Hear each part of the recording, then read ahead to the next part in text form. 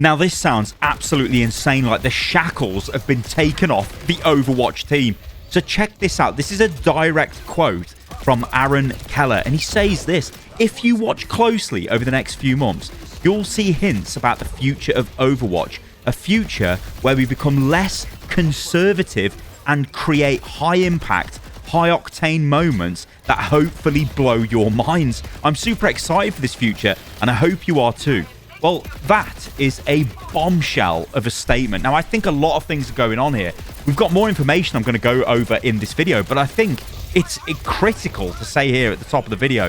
It feels like when they're making statements like that, I mean, this is Aaron, the game director, it's almost like the shackles have been removed and they can make these big sweeping changes. Of course, perks is probably the big sweeping change, we could say, to the core game mode. It is the biggest change to the core game mode we've had in since Overwatch's inception, right? And I think it's gone down well overall. I really enjoy playing with perks. I think they're cool. I really like these soldier perks. I love the little stim pack injection, giving you that like extra burst of DPS and a little bit of a heal. I think they're really cool. I think they're great. And of course, we are coming off the back of a massive update where they literally, I think they released like 60 new perks. So they are committed to doing that. And of course, let's not forget about Stadium. Stadium is a massive new way of playing the game.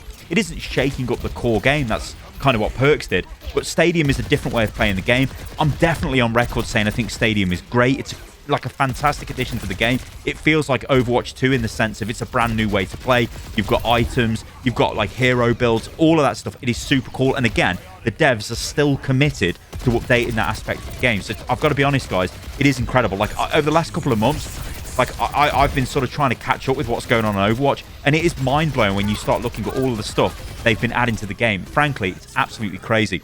But what I want to do here is read off some stuff from Aaron. So this is taken from the blog over on the Overwatch website. I won't bother putting this on the screen because I'll just read it, but I'll read it verbatim because I think this is actually incredible. So check this out.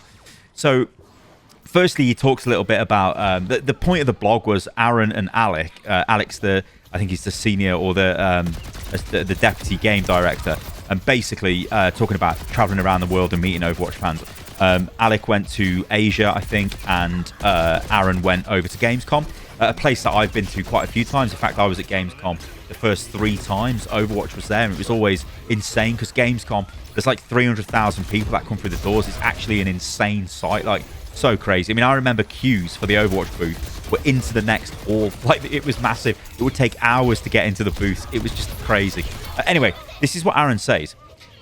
Overall, the fans we talked to in both China and Germany were really excited for the new season, but also for the general direction of the game. We often hear that same reaction from our community. Excitement for this season, as well as the overarching future of Overwatch.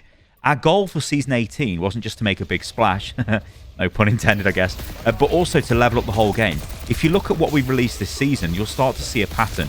We doubled down on perks, upgraded our progression system, added to our competitive systems, and launched a massive set of releases for Stadium. The start of this year focused on adding new big features with perks and Stadium, while this season was about refining those additions and leveling up the rest of the game. The overall strategy that we've been using to guide our releases is to start every year with a huge game-defining moment and then follow it up with a big mid-year beat. We tested this strategy in 2024 with the launch of Season 9, which included a new version of our competitive system, as well as a host of gameplay changes, such as passive healing. Now, I will say the Season 9 changes are sort of... There's people who are all for them, and there's people who are sort of... they were against those changes at the time. But even looking back in 2024, those changes seem like very small compared to what we've seen in 2025. Like I said, with perks and Stadium, and again, like Aaron said, with them using the mid-season sort of, or the mid-year cycle, let's say, to update those systems that they've introduced at the start of the year. And this, again, is Aaron's commitment to saying, look, at the start of every year, we're going to have a big update in Overwatch, maybe some like incredible new game mode or a massive feature change or something huge, and then we build upon that 6 months later as we're developing that internally and we're pushing it forward. And I think that's actually a really cool like way of developing the game. It's got to be said though, these features have got to be good. Like, I do think Stadium, it's a good addition. Perks are a good addition. Where they go from there, what the next additions could be, it's going to be interesting to see what happens. Obviously, PvE is the big elephant in the crowd here, in the corner, whatever the saying is. But basically, is PvE ever going to come back in any kind of way? Oh, I mean, who knows? But anyway, Aaron goes on to say, at the time, we weren't sure if we were ready to commit to this annual cadence since it was untested for us. We worried that making changes to the core game could turn people away from it. Fortunately, you've reacted pretty positively, so we've made plans to do the same thing this year with the release of perks in Season 15. When I look back at the history of our releases in Overwatch, I think we've been too conservative.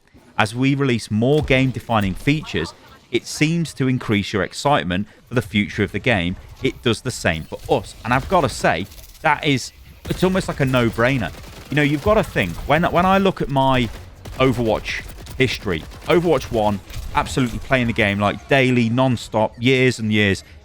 But it becomes kind of samey, right? We wanted a big different game, a big different update, some different way of playing it, which we thought was PvE, which obviously didn't work out. They spent a lot of development time on that, didn't work out, yada, yada, yada. So then we ended up looking at Overwatch 2 as a shell of its former self. It was just free to play, and a lot of us, me included, and there's tons of videos on my channel that will back this up, and I'm sure you guys know, my stance on things like the monetization and that was just, you've literally just made the game free to play, and then you're just rinsing everyone with very expensive skins and complex monetization systems, layers of currency, and all of that crap, right? And it's like, yeah, that's what they were doing. And they were doing that for the first few years of the game.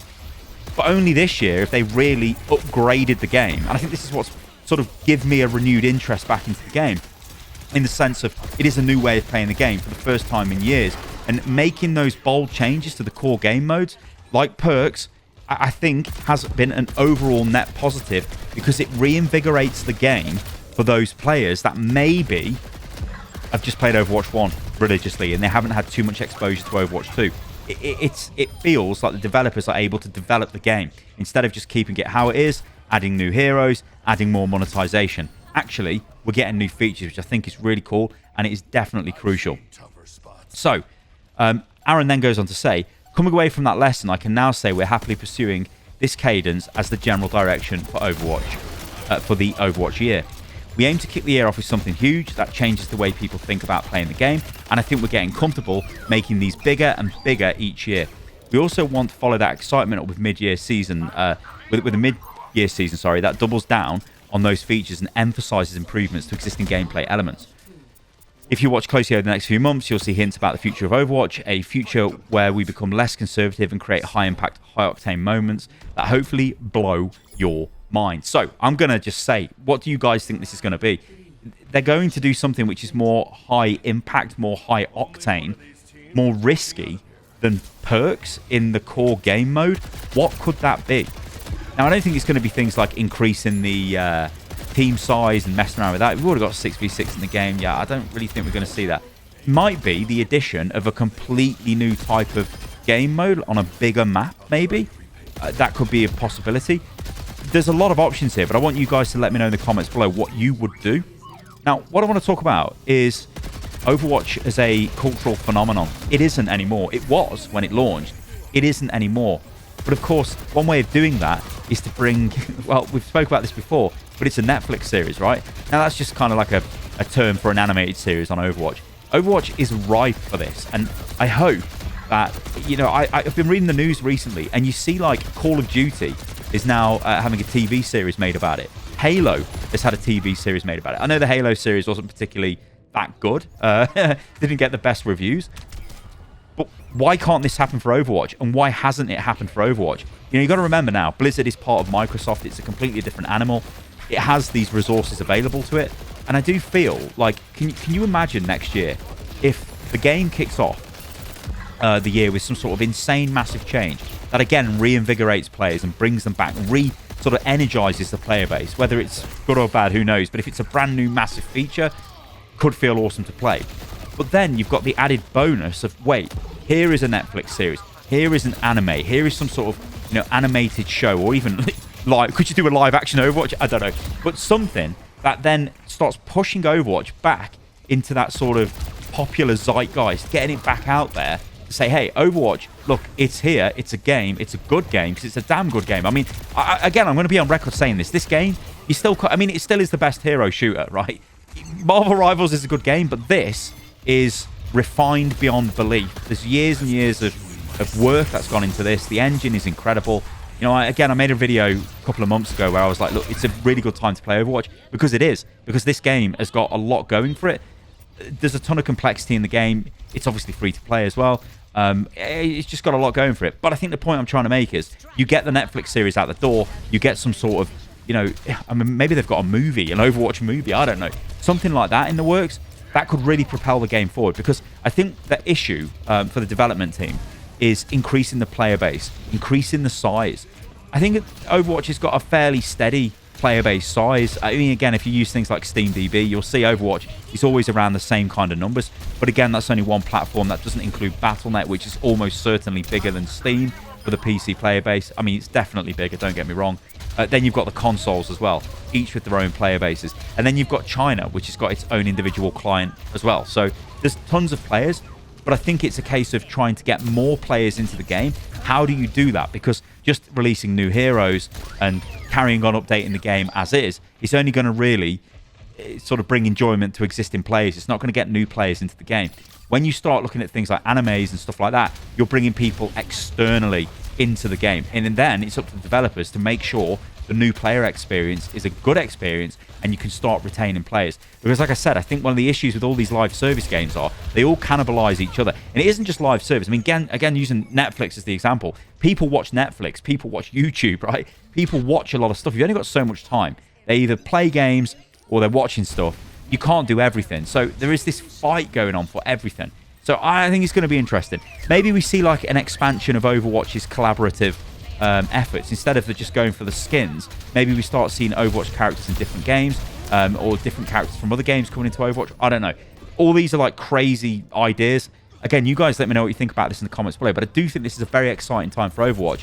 And yeah, I wanted to make this video because I'm starting to get back into this, and I was really impressed by these comments off Aaron in this blog. All right, guys, thank you for watching today's video. I hope you enjoyed that. You can follow me on everything, which is @Stylosa, and I will catch you lovely lot on the next video. See you soon.